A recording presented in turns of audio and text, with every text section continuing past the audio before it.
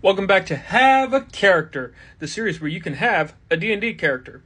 Today's character is Colin Durr. Colin Durr is a goblin. He is a wild magic barbarian. He has the Outlander background, and he is chaotic good leaning. Colin is young, in his early 20s. He's small even for a goblin's size. He's very short and very light. He has one yellow eye and one pale blind eye that has a scar running over it. His skin is muddy green with a lot of calluses and scars and dirt caked on. His hair is dark brown and disheveled. It's curly and about shoulder length. He's a very disheveled looking individual. He has two fangs protruding from his bottom jaw, one of which is broken and jagged. He has pointed ears that move with his emotions and with what he's thinking. And he has a colander on his head at all times. Colin is typically very cheery and high energy and carefree. He's very goofy and likes jokes and pranking people, but he never goes out to hurt people.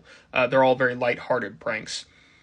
He just wants the world to be a very good and peaceful place to live in. He's kind of dumb and airheaded. There's not a lot of thoughts going on up there. He's very spacey. And if anyone touches or takes or move the colander that he wears on his head without his permission, he goes into his rage. Like I said, he's a barbarian, so that's a forced rage that he goes into. Colin is from a small goblin village in a forest clearing called GhostAnaki. One day, a group of goblin haters came in and destroyed the entire village, with all its members being lost in one way or another. Colin's parents gave him a colander as a helmet during the attack for protection, and that's the last thing that they gave him before they were lost. Colin was beat up but managed to escape and entered into the Fey Forest where he learned to survive. While he was there, the Fey Forest imbued his anger that he felt after the attack with wild magic, and so that's where he got the wild magic subclass to being a barbarian. He hides his anger at the world with lightheartedness and with attempts to make the world a cheery place. His colander is his connection to his family, and he will protect his colander at all costs and above all else, even to the detriment of anything else.